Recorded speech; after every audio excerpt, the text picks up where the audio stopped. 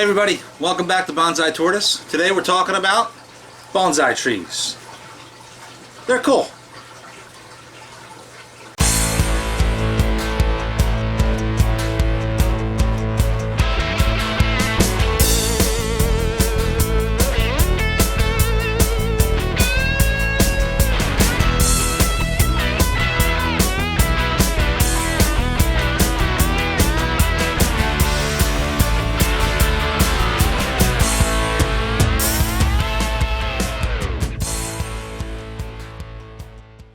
So today it's in the low 30s outside. We still have a lot of snow on the ground. We had ice and snow yesterday, but in the greenhouse when I came out this morning it was 106 because the sun came out, warmed this place up. So I turned the heat off and opened some of the vents a little bit, and now we're down to 93. So if I'm a little sweaty, it's hot in here, but it's a really good reprieve from the cold weather we're having outside to be in a tropical zone right in your own backyard when you're living in the Northeast in the middle of weeks and weeks of snow and ice and all that fun stuff. So living in the Northeast, our climate is not really all that well suited for tropical trees.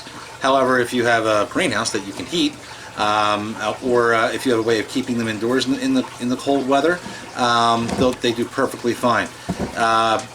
But you know, our preference here is to work on tropical trees. You know, there's no real reason for it. I just find them more rewarding to work on. They respond quicker than your regular temperate trees. That's not to say that we don't have temperate species. We do have trident maples and some pines, some junipers. But you know, the vast majority of all of our bonsai are tropical, and mostly ficus. What we have here is a willow leaf ficus. It's a smaller one. You can see that this one here was chopped way back when. There's a bunch of scientific names for this one, but Ficus salicaria is what I use, or willow leaf ficus. These are great, fun little trees to work on. They respond like crazy in terms of budding back. And we have a few different sizes. We have this size here, another similar size here, some larger ones. We also have a lot that are not in bonsai pots. They're not quote unquote finished bonsai that we are growing out for various reasons. Now this is another willow leaf ficus in a larger pot. This one is actually over a rock, and in a year or two or whenever I feel as though the roots have gripped onto that rock, I'll bring it out, put it in a pot, in a real bonsai pot, and take it from there. But what we're doing with this one here, you can see this long branch, right? How long that is. So I'm using this branch as a sacrifice branch to thicken up this trunk. So you can see the root base here is really, really heavy compared to the trunk. I'd like to get this trunk thicker, so this sacrifice branch will help me do that. And after I'm happy with the size of the trunk, which it's almost there, once I'm happy with the size of the trunk, we'll remove the sacrifice branch, play with the roots, make sure the roots look good, and go from there. But you can see I'm maintaining this structure here as the final character, or the final placement of the branches once it comes out of the pot. This, I'm letting this kind of go wild. What's really great about bonsai is willow leaf ficus, especially a lot of different trees, is these sacrifice branches. You can use these as cuttings, so this is not a waste. You know, I'm going to clip this off down here, and this will be a new tree one day. And it's you know, there's so many different things you can do with them. One thing you'll see is a lot of weeds in my pots, especially in the winter time. And what's cool about the weeds is I can take them and throw them in the tortoise pens, and they eat them all winter. So it's really great. So you know, in some of my pots I actually let the weeds grow on purpose, and that way I have a ready supply of fresh weeds for the tortoises throughout the winter time. Not as much as they would have in the summertime, but you know, a little bit of weeds is good for the tortoises. So one thing to note about keeping trees in the Northeast in a greenhouse like mine is that it does get a little cool in here, especially at night. So you know, the temps will go down into the 50s on some nights, but that's only on the coldest of nights. Normally, this place is nice and warm and suitable for doing what I do. Another thing you have to keep in mind in the wintertime, you know, our daylight cycles, where we have a lot shorter days. We don't have that 12 hours of sun or 12, 13, 14 hours of sun that we would get in July when these things go crazy with growth. So they don't have the access to direct sunlight, and nor do they have access to as much sunlight. So these don't grow as well in the wintertime, so I'm doing a lot less work on them. So a lot of times I will let them just sit all winter, grow out. A lot of the trees that I'll show you here might be a little unruly or gangly, but I don't like working with them and bothering them all that much because it takes them that much longer to recover in the wintertime. So here is an example of a Ficus microcarpa. This one, this was actually grown from a cutting. Actually, it's two trees grown from a cutting from a larger tree that I had, and I put those cuttings, once they grew roots, over top this little bridge, and instead of root over rock, you have a root over bridge. Ficus microcarpa is another species that is really fun to work on. This one, I'm probably going to chop it down lower to bring that top down a little lower. Yeah, fun to work on. Root over bridge. It's something different. So Ficus microcarpa comes in a whole slew of varieties. This is what you would normally find in the supermarket or at Walmart or whatever. This is a ginseng. They sell it as a ginseng ficus, which from everything I've read, a ginseng ficus is just a seed-grown Ficus microcarpa, as opposed to a lot of the other ones that are started as cuttings. A lot of mine are started as cuttings. But this is your typical variety, ginseng ficus. They tend to have larger leaves. This one has a little bit of smaller leaf because I've been cutting it back. I put these two ginsengs together to try to get them to fuse. I might one day pull this out of this pot, put it in a larger pot to make it a little bit more interesting of a bonsai.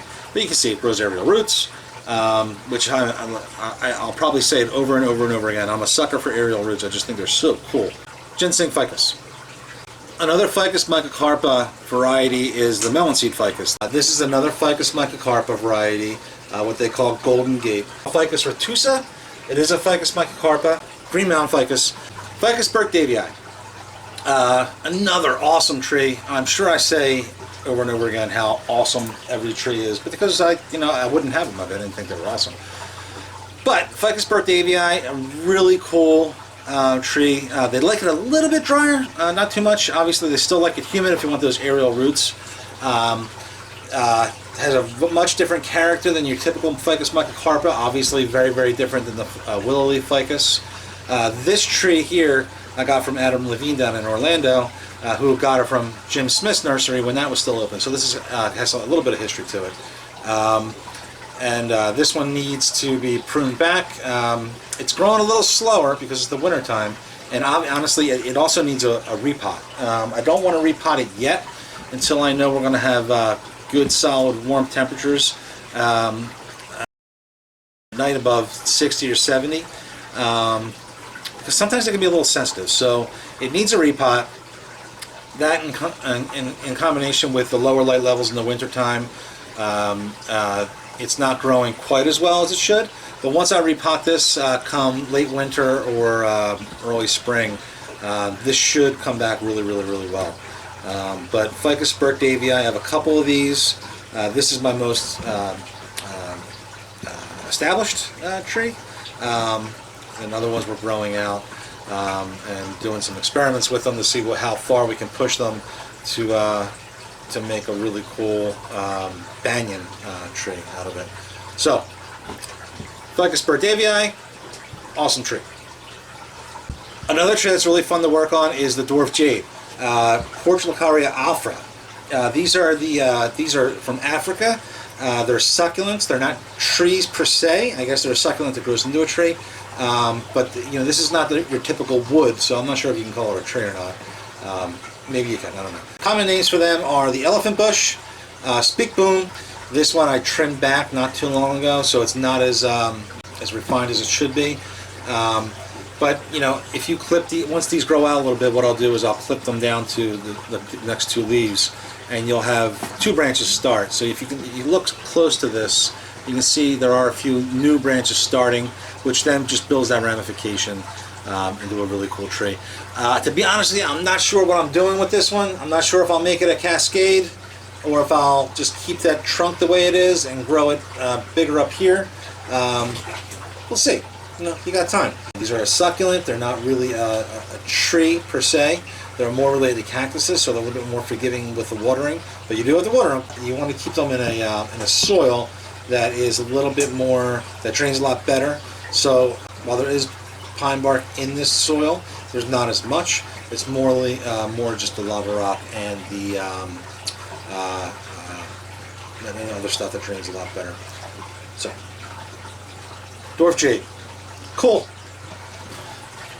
So I have a few of these nursery size dwarf jades growing out that are totally unstyled. I have years to work on them. I'm in no rush.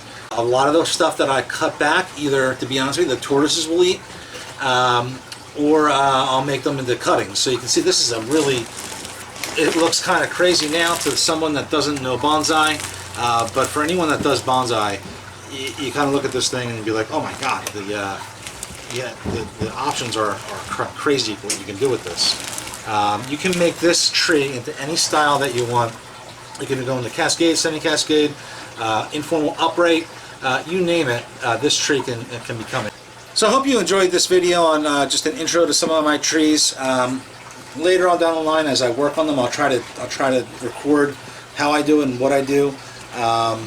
And what kind of soil that I use, how I mix my own soil, wiring, trimming, all that fun stuff. So they're very fun, they're very rewarding, it's very relaxing to work on these. When you see the results of the work you've done, it's really something else. So thank you for watching. I really hope you enjoyed this video, or at least found it entertaining, and we'll see you again.